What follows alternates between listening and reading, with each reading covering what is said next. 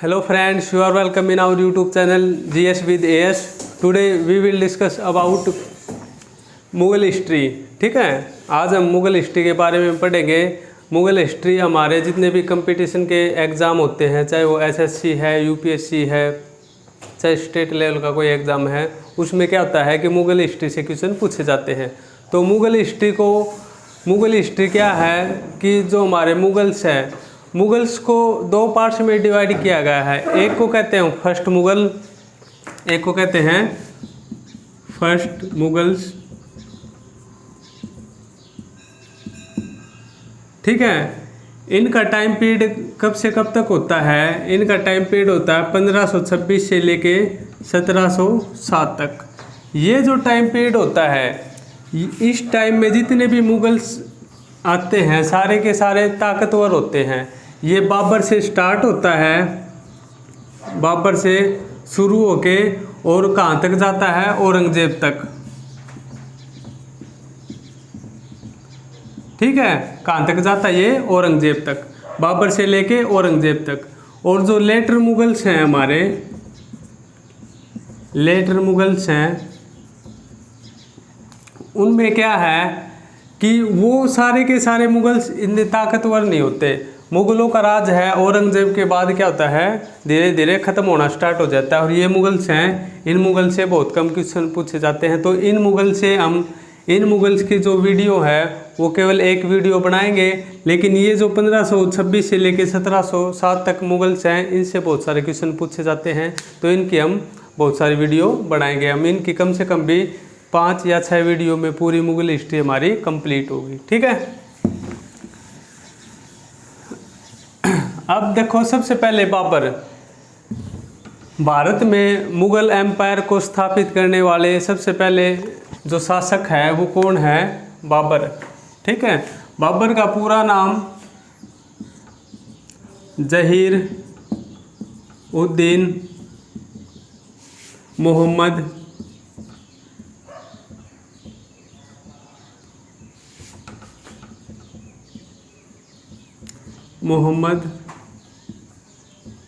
बाबर था। ठीक है, इनका कंप्लीट नाम क्या है? जहीरुद्दीन मोहम्मद बाबर। अब इनको शॉर्ट में क्या कहते हैं? हम शॉर्ट में कहते हैं बाबर। इनके फादर का नाम क्या है? इनके फादर का नाम है शेख मिर्ज़ा। शेख मिर्ज़ा, जो कि कहाँ के शासक थे? ये जो शेख मिर्ज़ा इनके फादर है, ये एक फरगना नामक एक जगह है।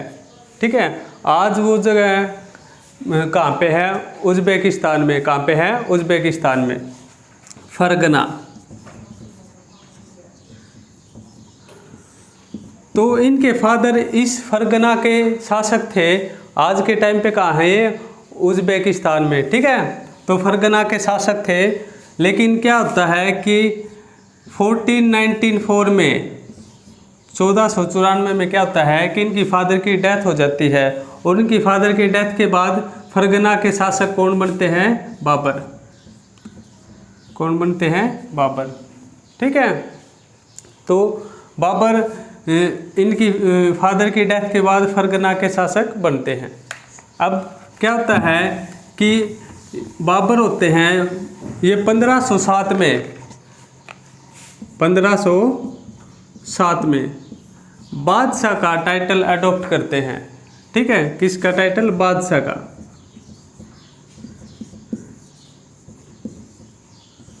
बादशाह का टाइटल अडॉप्ट करते हैं 1507 में। उससे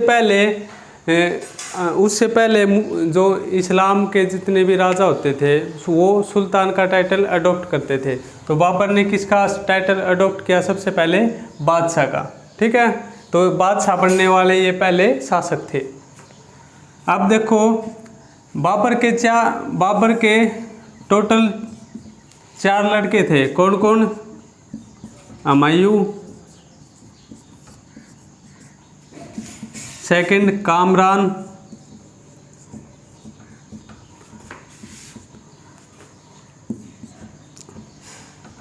इंडाल। ठीक है, और फोर्थ कौन थे? अस्करी।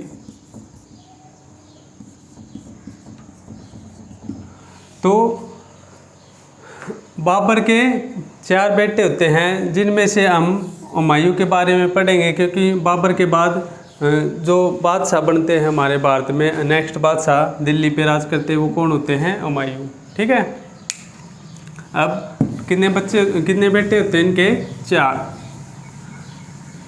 अब जो बाबर होते हैं, बाबर है, इसने क्या किया, इसने जो अपनी इसके बारे में जो भी हम पढ़ेंगे, जो कुछ देखेंगे, उसकी इन्फॉर्मेशन हमें कहाँ से मिलती है? उसकी इन्फॉर्मेशन हमें इनकी एक बुक है, तुज़्क़-ए बाबरी।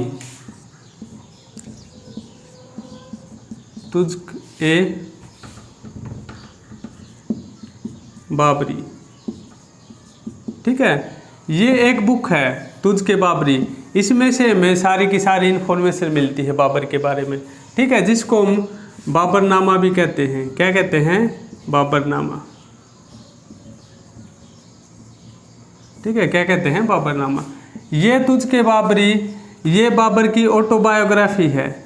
क्या है? ऑटोबायोग्राफी। मतलब क्या कि बाबर ने ये बुक खुद लिखी है। और कौन सी भाषा में लिखी है बाबर ने बुक? तुर्किश भाषा में। ठीक है, कौन सी भाषा में लिखी है? तुर्किश भाषा में। अब क्या होता है कि ये जो बुक होती है, इसका ट्रांसलेशन किया जाता है कौन सी भाषा में? पर्शियन भाषा में। कौन सी में? पर्शियन। पर्शियन मतलब फारसी। ठीक है, फारसी भाषा में इसको ट्रांसलेट किया जाता है। कब किया जाता है? 1589 में। कब किया जाता है? 1589 में। और ये किसके टाइम पे किया जाता है? अकबर के टाइम पे। किसके टाइम पे? अकबर के टाइम पे। अकबर के टाइम पे एक इनके राइटर होते हैं अकबर के दरबार में, जिनका नाम क्या होता है? अब्दुर रहीम। क्या नाम होता है? अब्दुर रहीम, जिनको हम खाने खाना भी कहते हैं। क्या कहते हैं? खाने खाना। ठीक है, तो ये जो खाने खाना होते हैं अब्दुर रहीम, इन्होंने 1589 में तुज़्क़-ए बाबरी का ट्रांसलेशन पर्शियन भाषा में किया था, जिसको हम बाबरनामा कहते हैं। ठीक है, अब देखो, जो हमारे सिख धर्म में सिखों के 10 गुरु हुए हैं। ठीक है, सिखों के जो सबसे पहले गुरु होते हैं, सबसे पहले गुरु हुए, उनका नाम क्या था? गुरु नानक देव जी।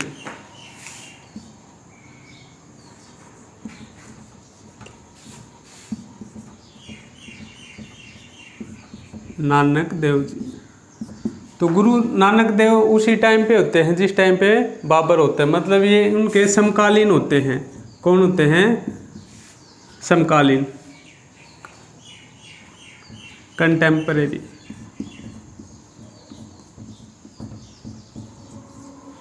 ठीक है, तो बाबर के कंटेम्परेरी कौन होते हैं? गुरु नानक देव।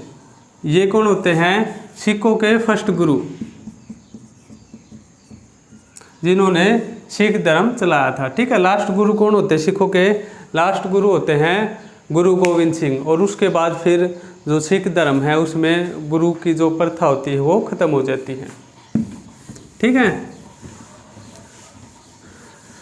अब हम देखते हैं कि बाबर ने 1526 में भारत में पानीपत के अंदर अपनी पहली लड़ाई लड़ी, लेकिन वो बाबर का पहला आक्रमण नहीं था। बाबर ने उस टाइम तक भारत में 5 आक्रमण कर चुका था। ठीक है, बाबर ने भारत में टोटल कितने अटैक किए थे तब तक? 5। तो बाबर भारत में 5 टाइम्स बाबर ने अटैक किया है भारत के अंदर। ठीक है, और सबसे पहला अटैक कब किया? सबसे पहला अटैक किया 1519 में। कब किया? 1519 में। अब 1519 में बाबर ने अपना फर्स्ट अटैक किया था इंडिया में। ठीक है, फर्स्ट अटैक कब किया था? 1519 में। और किसके खिलाफ किया था? एक यूसुफ यूसुफ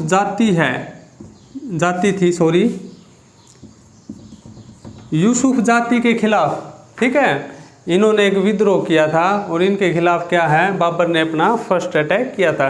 इस तरह से बाबर 5 बार भारत में आक्रमण करता है, लेकिन में जो उनका सबसे इम्पोर्टेंट अटैक होता है जिसमें हमारी पानीपत की फर्स्ट लड़ाई आती है, फर्स्ट बैटल ऑफ पानीपत 1526, वो हम सिर्फ उसको पढ़ते हैं। ठीक है, तो देखो अब बाबर ने भारत में आने के बाद 1526 में आया है बाबर और लगातार लड़ाइयाँ लड़ी है, 1526 में भी, 27 में, 28 में और 1529 में भी। ठीक है, और 1530 में बाबर की डेथ हो जाती है। तो बाबर को इंडिया में जो इनवाइट करने के पीछे कौन कौन होते हैं, तो देखो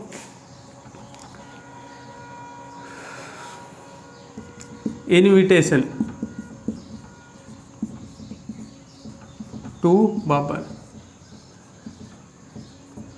अब बाबर को कौन इनवाइट करता है भारत में आने के लिए, तो बाबर को कौन कौन इनवाइट करते हैं, दौलत खान,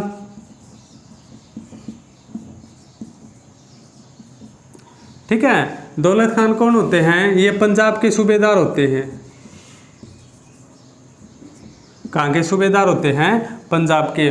और कौन होते हैं ये इब्राहिम लोदी होते हैं, दिल्ली के सुल्तान होते हैं इब्राहिम लोदी।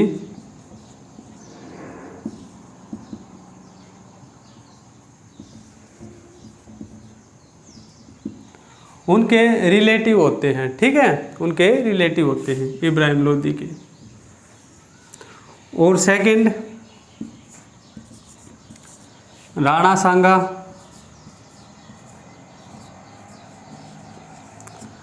राणा सांगा कौन होते हैं, ये मेवाड़ के शासक होते हैं, ठीक है, कहाँ के रूलर होते हैं, मेवाड़ के। तो ये क्या करते हैं, बाबर को इनवाइट करते हैं इंडिया में आने के लिए, और बाबर इंडिया में आके जो उसकी मेन लड़ाई होती है, वैसे देखो मैंने बताया है अभी कि 5 बार अटैक करता है, लेकिन जो मेन है वो कब होती है, 1526 में पानीपत के मैदान में, ठीक है। किस किस के बीच में, इब्राहिम लोदी और बाबर के बीच में। तो देखो हम बैटल्स देखेंगे।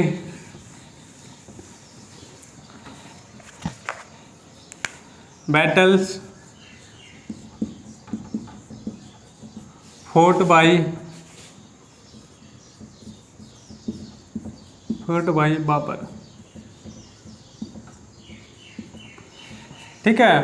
कौन कौन सी लड़ाइयाँ लड़ी हैं बाबर ने भारत में, मेन। तो सबसे पहली अगर मेन लड़ाई देखें तो पानीपत की फर्स्ट लड़ाई, फर्स्ट बैटल ऑफ पानीपत,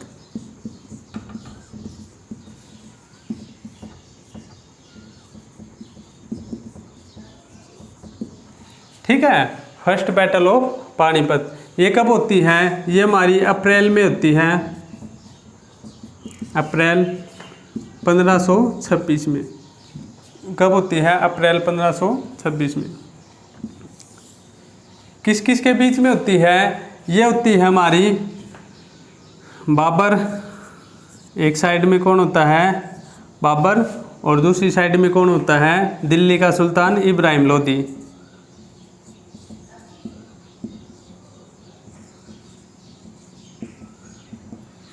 ठीक है। कौन होता है, एक साइड में बाबर और एक साइड में कौन होता है, दिल्ली का सुल्तान इब्राहिम लोदी। ये कौन होता है, ये होता है अफगान, कौन होता है, ये अफगान। और बाबर कौन होता है, बाबर मुगल, और हम इसको बाबर को तुर्क भी बोल सकते हैं। क्या बोल सकते हैं, तुर्क, ठीक है। क्योंकि बाबर देखो चंगेज खान और तैमूरलंग से बिलोंग करता था। तो जो बाबर की माता थी, जो मदर थी बाबर की, वो किससे बिलोंग करती थी, वो बिलोंग करती थी तैमूरलंग से। और जो उनके फादर थे वो बिलोंग करते थे चंगेज खान से। लेकिन चंगेज खान ये मानते थे कि चंगेज खान है वो बहुत ज़्यादा ब्रूटल था, मतलब ये जो मंगोल्स थे ये बहुत ज़्यादा ब्रूटल्स थे। तो ये अपने आप को किसके वंशज मानते थे, अपने नाम के पीछे किसका नाम लगाते थे, अपनी मदर साइड का। और उनकी मदर साइड किससे बिलोंग करती थी, तैमूरलंग से। और तैमूर क्या था, एक कौन था, वो तुर्क था, ठीक है। तो ये अपने आप को तुर्क कहते थे, ठीक है। तो बाबर और इब्राहिम लोदी के बीच में पानीपत के अंदर अप्रैल में 1526 में पहली लड़ाई होती है। अब इसमें किसकी जीत होती है? इसमें जीतता है बाबर। ठीक है, ये लड़ाई कौन जीतता है? बाबर। बाबर क्यों जीतता है? क्योंकि जो इब्राहिम लोदी की सेना, वैसे तो इब्राहिम लोदी की सेना बहुत बड़ी होती है कंपेयर टू बाबर। ठीक है, बाबर की जो सेना होती है उसके कंपैरिजन में इब्राहिम लोदी की सेना बहुत बड़ी होती है। लेकिन क्या होती है कि उसके सैनिक इतने वेल ट्रेंड नहीं होते जितने कि बाबर के होते हैं। बाबर के पास सबसे मेन कारण क्या होता है कि तोप होती है। बाबर के पास क्या होती है? तोप। उस टाइम पे इंडिया के अंदर किसी को भी तोपों का पता नहीं था। इंडिया में सबसे पहले, वैसे बारूद का पता था लेकिन किसी ने यूज नहीं किया था। इंडिया में सबसे पहले तोप किसने यूज की? बाबर ने। तो बाबर की एक तरफ से तोपें लड़ रही थी, दूसरी तरफ से इब्राहिम लोदी की सेना तलवारों के साथ लड़ रही थी। तो इसमें किसकी जीत हुई? बाबर की। किसके कारण? तोपों के कारण। लेकिन जो उसकी बुक है, अपनी बुक में तुझ के बाबरी में बाबर क्या लिखता है कि मेरी जो ये जीत है वो तोपों की वजह से नहीं हुई, मेरी जीत मेरे जो तीरंदाज है, जो तीर चलाते हैं, उनकी वजह से हुई है। ठीक है, अब ये जो लड़ाई हो जाती है, इसके बाद क्या होता है कि भारत में सबसे ताकतवर शासक उस टाइम पे दिल्ली पे राज करते थे। तो दिल्ली पे जो ताकतवर शासक था इब्राहिम लोदी, उसको बाबर ने हरा दिया था। अब क्या है, भारत में बाबर की जड़ें अभी पूरी तरह से नहीं जमी थी, क्योंकि भारत के अंदर एक और ताकतवर शासक था जिसका नाम था राणा सांगा। राणा सांगा क्या सोचता था? राणा सांगा ये सोचता था कि अगर बाबर यहाँ से लूट के चला जाएगा तो फिर दिल्ली पे मैं शासन करूँगा, दिल्ली पे मैं कब्जा कर लूँगा। लेकिन ऐसा नहीं हुआ। बाबर क्या हुआ, यहीं पे इंडिया में ही रुक गया। तो इसके कारण क्या होता है कि जो राणा सांगा होता है वो पहले वेट करता है कि बाबर कब यहाँ से जाएगा और मैं दिल्ली पे अटैक करूँगा और दिल्ली को अपने कब्जे में ले लूँगा। लेकिन वो 2-3 महीने 4 महीने लगातार वेट करता है, लेकिन बाबर दिल्ली से नहीं जाता, वो इंडिया में रहने का फैसला करता है। तो इसके कारण क्या होता है कि अब दिल्ली पे राज कौन करेगा, बाबर या राणा सांगा? तो दोनों के बीच में लड़ाई होती है जिसको हम खानवा का युद्ध कहते हैं या खानवा की लड़ाई कहते हैं। ठीक है, तो बाबर की दूसरी इम्पोर्टेंट लड़ाई जिसको हम खानवा की लड़ाई कहते हैं, कब होती है? ये होती है हमारी मार्च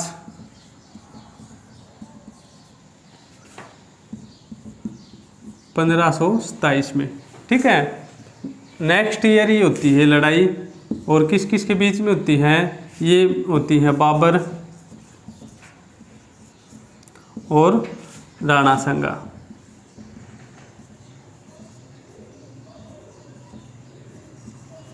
राणा सांगा कौन होते हैं? Ruler of Mewar.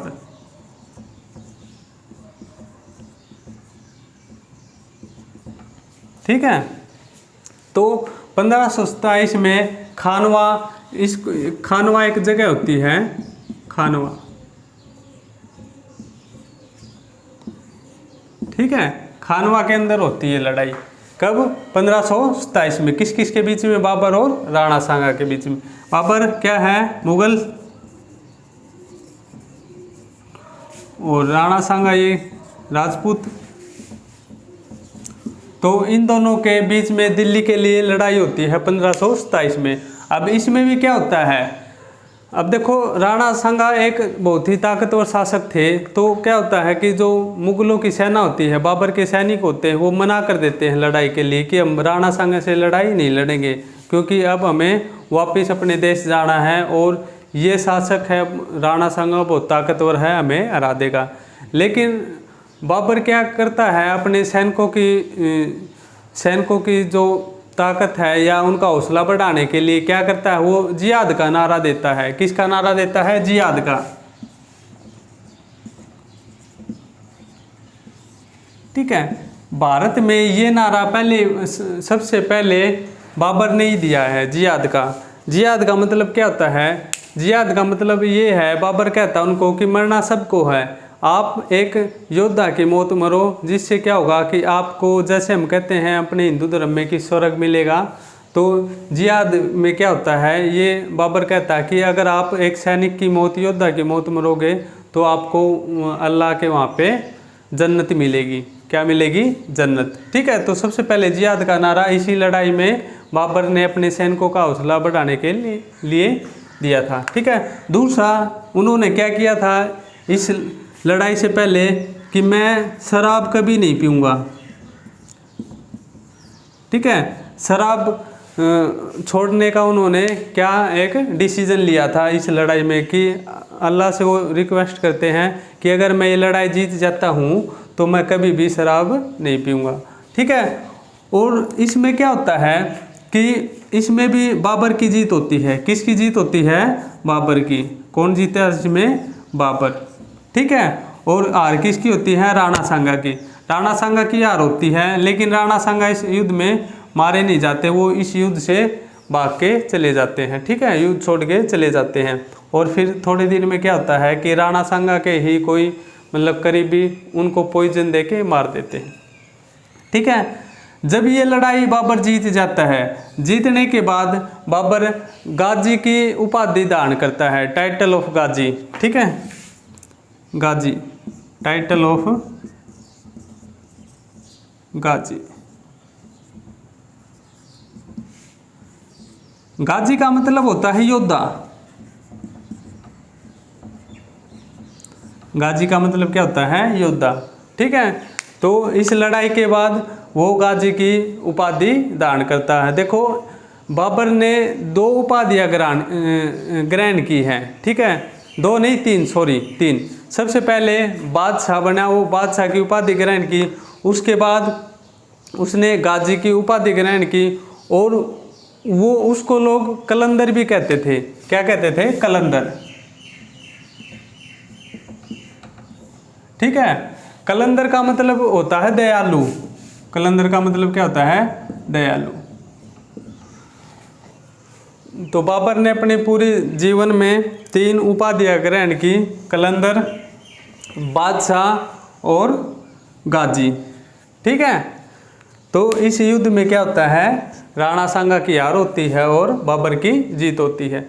अब क्या होता है कि भारत में अभी भी कुछ योद्धा या कुछ राजा ऐसे होते हैं कि बाबर को यहाँ से निकालना चाहते हैं। ठीक है, उनमें कौन कौन है? उनमें एक मालवा के शासक होते हैं, मैदिनी राय।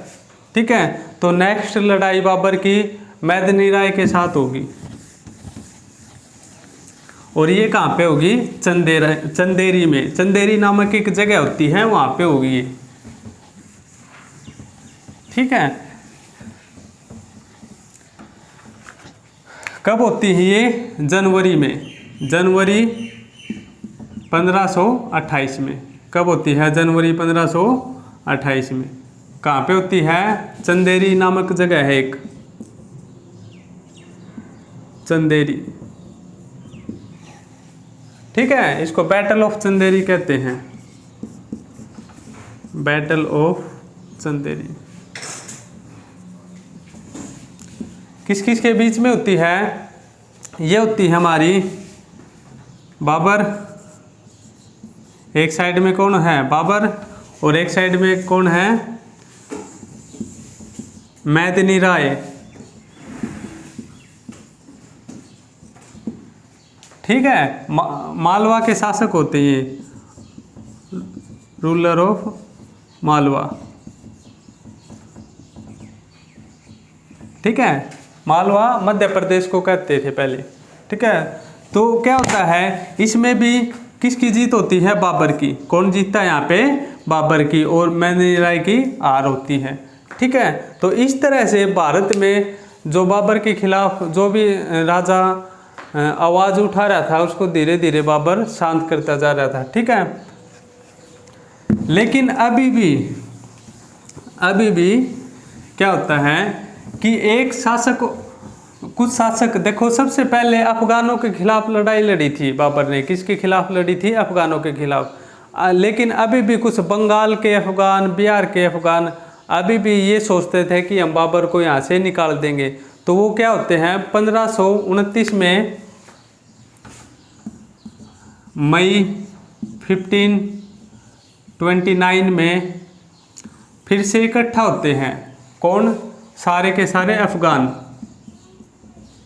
ठीक है, ये अफगान इकट्ठा होते हैं और क्या करते हैं? बाबर के खिलाफ लड़ाई करते हैं। इस लड़ाई को कहते हैं बैटल ऑफ गागरा।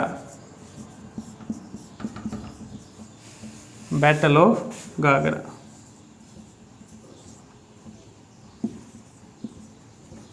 ठीक है, क्या कहते हैं इसको? Battle of Ghaghara. कब होती है? मई 1529 में। किस किस के बीच में होती है? अब देखो, एक साइड तो बाबर चलेगा और दूसरी साइड कौन है? दूसरी साइड है अफगान। कौन है दूसरी साइड? अफगान। ठीक है, तो इसमें भी क्या होता है? इस लड़ाई में भी किसकी जीत होती है? बाबर की। और किसकी हार होती है? अफगानों की। तो इस तरह से बाबर 1526 से लेके 1529 तक लगातार लड़ाइयाँ लड़ता रहता है और भारत में उसके खिलाफ जो भी आवाज़ उठाता है धीरे धीरे वो सबको हरा देता है। तो 1529 तक बाबर क्या करता है कि भारत में जितने भी ताकतवर योद्धा होते हैं सबको हरा देता है और दिल्ली पे अपना कब्जा कर लेता है। ठीक है, अब क्या होता है कि 1530 में दिसंबर महीने में 1530 में बाबर की डेथ हो जाती है। ठीक है, बाबर की क्या हो जाती है? डेथ। अब देखो कि बाबर ने भारत में क्या क्या बनवाया है।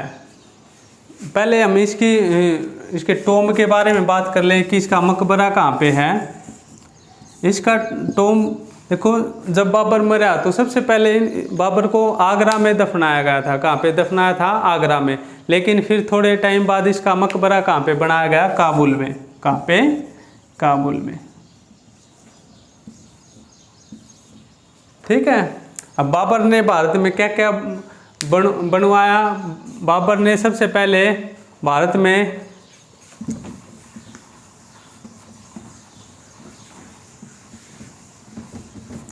बाबरी मस्जिद। तो देखो, कंस्ट्रक्शन की बात करें अगर हम, कंस्ट्रक्शन बाय बाबर, तो बाबर ने क्या क्या बनवाया? बाबर ने बाबरी मस्जिद बनवाई,